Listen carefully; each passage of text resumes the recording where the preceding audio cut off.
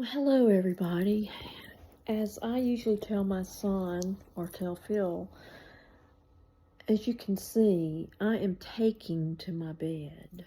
Um, I we had a good day today. When I got back home, we made a list out, and Phil really hated that he had to go to the HEB, and we were sitting there talking, and I told him, when Oklahoma State and Oklahoma play their rivalry game, it's called BEDLAM. I think that's the neatest name for a bowl game. BEDLAM. That's just a great game name. I'm not sure they're going to play anymore because I don't know. But anyway, they may be. I don't know. But I feel like it's OSU. So, and I like Mississippi State. So, hey, Um, but anyway, we were talking about Bedlam, and we were laughing, and he said it would be total bedlam at the HEB, and we were laughing. We have Google, and we're a two smart house family. We have Google in our living area, and we have Alexa in our bedroom. And I always get mixed up which one is which. I'll be talking to Google, and I'll be calling Google Alexa, and then you can hear her answering me in the bedroom. It's just fun every minute here. But anyway, we were joking about Bedlam, and I said we were going to ask the Google what was the definition of Bedlam, and I told Phil, I said the definition of Bedlam will be Phil making a trip to HEB on Wednesday before Thanksgiving. That was Bedlam. And it was. He said it was people crazy. He said he has to go in there and deal with crazy women, men, just crazy. And I don't go. I haven't been to HEB, inside an HEB. Gosh, I can't remember. It's been over a year, I think. Maybe I went one time. I'm so bad with memory, but I usually don't go to HEB. And if you're not from Texas, HEB is a grocery store that's only in Texas. So far, y'all have gotten Buc-ee's all over the nation. So you know about Buc-ee's. It's a Texas company. Buc-ee's is great. Do you know I live a mile away from a Buc-ee's? Like a big Buc-ee's. It's the one closest to Galveston. And I live a mile away. We go and get gas at Buc-ee's and don't even go in the store, because Buc-ee's is a place where people lose their mind, almost like they do at the HEB. You can't just go into Buc-ee's and casually shop. I mean, Buc-ee's is you go in there, you know which way you're going with if your group goes one way, try to stay all together. If not, find a meeting place. I went with my cousins. I went before I got sick. They came to see me when I first moved into my house, and we went to Buc-ee's. And you can't leave Buc-ee's without spending money now. You can't. But they came. And then after I got sick, I was still in my wheelchair, and we went to Buc-ee's, and I remember my mother turned over the driving responsibilities of me in the wheelchair to Laura, because my mother was getting too close to the people. I love my mom, but I felt she was getting too close, and I was like, Mama, you're going to run into people. And she had it at that point and just handed the reins over to Laura. And Laura is a saint. Laura, I've never heard her raise her voice. She may have raised her voice, but not a lot. And she took me, and she let me go into the restroom and waited on me. It was just, but anyway, we went to Buc-ee's that day. And it was bedlam at Buc-ee's because people will lose their mind. I'm glad y'all are getting Buc-ee's in your areas. But I mean, I can understand it because I love to get those big beverages, and I love when they go yelling about the brisket on the board. I like that. That's funny to me. And I also like all that big wall of beef jerky. That's pretty big. I like that. I like beaver bites. Buc-ee's is great. Don't get me wrong. I love Buc-ee's, but I live a mile away from one, so you know how that goes. But HEB is another place where people lose their mind. I also say that Galveston is another place where people lose their mind because we go to I got married in Galveston. Phil and I got married on the beach. Sharon Garner was our minister. She married us, and we got married on the beach near the lifeguard stand by the San Luis Resort. You walk down. We were on the beach. It was great. And then we went to the Galvez, the hotel there that looks like the Beverly Hills. It looks like something out of Great Gatsby. It really does. It's really pretty, and they've redone it, and it's said to be haunted. And we stayed on the floor with the haunting room. The usual, some lady, her husband didn't come back or something. She fell off the wall, out of the window. I don't know, but I didn't have any supernatural occurrences with me when I went. And the next day after that, we had to fly. We flew, like we had to. We flew to Playa del Carmen and stayed for our honeymoon at an all-inclusive resort there. And I was tired. And we got on the Southwest plane, and we barely got to sit by each other. I told this one girl, she was standing there, and I made mention, I said, we were walking, and we kept going back and back and back. And I said, we just got married yesterday. And this lady, instead of saying, hey, will you come sit here? I'm going to sit by my friend over there. She said, congratulations. And that's all she said. And so, but I can understand that. I'd probably do the same thing if somebody came up, saying that. But this girl did give us a seat, and so we were able to sit on the very last row. I don't know if we forgot to check in. I don't know the full story. I can't remember, but we got to fly to Cancun with us, but that was bedlam. But back to Galveston being bedlam, you do not want to drive down the seawall. If you drive on the seawall, if you're going toward Galveston, like toward the end where you see the ships at the ship channel, I don't know my way around, but anyway, I can get there. Don't stay in the right lane. Get on the left lane. I know my stepdad kids me for being a left lane driver. I didn't know what a left lane driver was until I took him to a doctor's appointment from Natchez to Jackson one time. And he told my mom that I was a left lane driver because I was just speeding, I guess.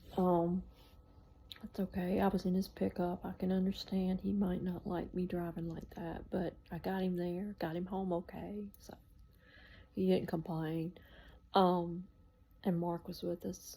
But anyway, so you go to Galveston, stay in the left lane if you're going toward the beach, because those people and those little kids, you have to watch because they will jump out. They will jump out in front of you because they're so excited to see the beach and the water. Galveston, I know if you've seen Charles Barkley talk about it, Google it.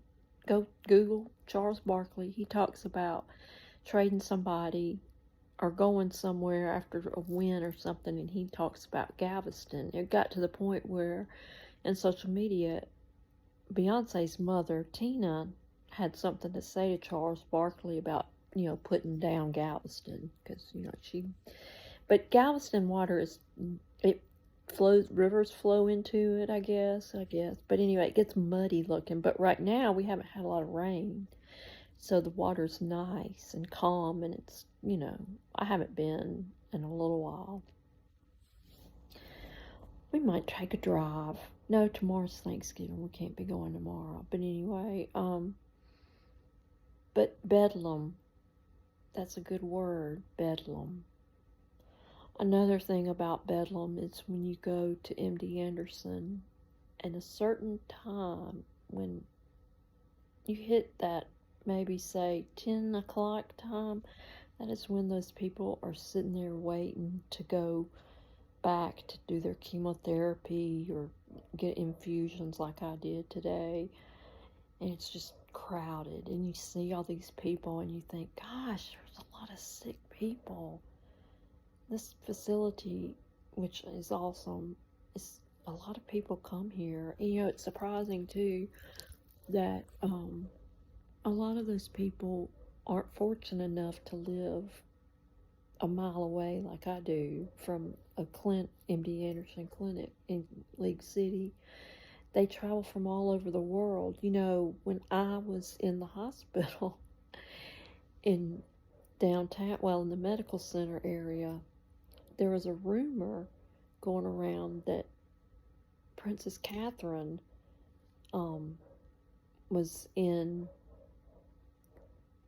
having treatment for her cancer at MD Anderson. Phil said one day when he was coming to see me, he parked the car in valet. Which, if you do go to MD Anderson, please spend the money and park in valet, please, because that's what you want to do. Unless you're used to parking there, that's fine. But we did valet every time we do valet.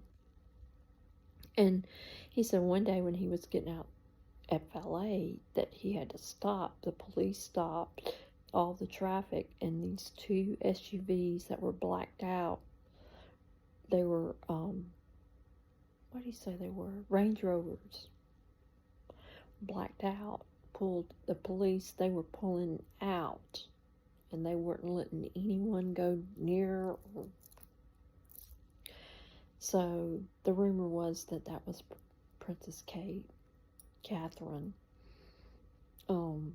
Princess of Wales.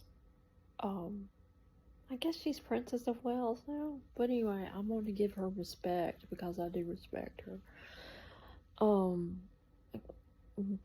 cannot imagine having cancer with three children. I know she's royalty and everybody says, oh, no. Let me tell you what, when you have cancer, it's a big deal. And that is the common denominator. Your health is a common denominator with everyone. Your health is. It could be somebody royal or the poorest of poor people. It could be Ellen Reed from Natchez, Mississippi. Now Dickinson, Texas. But health can be the equalizer, and I've seen good health care and I've seen a lot of bad health care, and you think, gosh, I feel sorry for these people that don't have advocates, that don't have family members that's Bedlam. Bringing it back around to Bedlam, what we talked about, that is Bedlam. The healthcare system is Bedlam a lot of times, and like I said, it doesn't matter if you're royal or you're a commoner. Your health is it's an equalizer. It makes everyone equal. But I just thought I'd get on and talk about these things tonight. It's just, there's a lot that I would like to share with you, and about what I've gone through, what I've been going through. And there'll be time for that. And like I said, this is not like, I don't want pity. I'm very fortunate. And this Thanksgiving, I'm fortunate for life. Because I died. And everyone tells me I'm back. God brought me back for a purpose. So I'm not sure what my purpose is right now, but I thought with me telling these stories, maybe I could bring some life, some light to somebody, laugh, just, I have lots of funny stories. Things happen to me that I don't think ever happened to other people. And heck, I might think they're funny, and y'all say, "Oh, that's not very funny, Ellen." Well, I can't help it. But this Thanksgiving, I want you to enjoy your family, and because we're not given tomorrow, we're not. I never thought when I walked in the hospital I would be where I was. I had to learn how to walk again, and it was hard. It was hard. And tonight, I was struggling in there trying to get my phone and pick stuff up. And I told Phil, I said, I am so sick of dropping things. It's just something you have to get used to. And my hands hurt. And, you take pain medication and you can't take too much pain medication. It's like sometimes the pain medication doesn't even touch the pain. But this Thanksgiving, I guess I'm thankful for Bedlam. I'm glad I'm being able to talk about Bedlam with you. And like I said, I don't know if OSU and Oklahoma play each other anymore since Oklahoma came to the SEC. We won't discuss that right now. You probably know my feelings about that. But anyway, they don't ask me these things. They don't ask for my opinion. But enjoy the Bedlam in your life. I'm going to try to remember I could not be here right now. And by the grace of God, I'm here. And I thank Him every day. Sometimes I don't act like I'm thankful, but I get back to it, down to the nitty gritty, and I am thankful to be here. So I'm thankful for life this Thanksgiving. I'm not going to be able to be with my family in Natchez, and I'm really going to miss them, but we're there in spirit, and they're here in spirit with us. So if this blog can get me closer to my family members, and they can watch it and say, look at Ellen, that's fine. So, but anyway, I hope you have a good evening, a good night. I have another story I'll have to tell you. I always like to say good evening. I'll save that story for later. It's funny too. That's how I tell Mark Yates when I talk to him at night. I say good evening. I'll remind me to tell you that story later. But I think I've said too much already. But anyway, you go out there, get in those covers, snuggle up, read a book, watch your TV. I'm about to watch Real Housewives of, I'm hoping, New York. Maybe even Beverly Hills might be on. I'm not sure. And I know I'm going to get people saying, why, Ellen, my mother, Ellen, why do you watch that? That is horrible. That is horrible. I was like, Mama, I love to watch mindless television. I do. I like it. Especially when I worked. Oh, well, anyway. But anyway, you make it a good evening, okay? And I'll talk to you later. Ciao.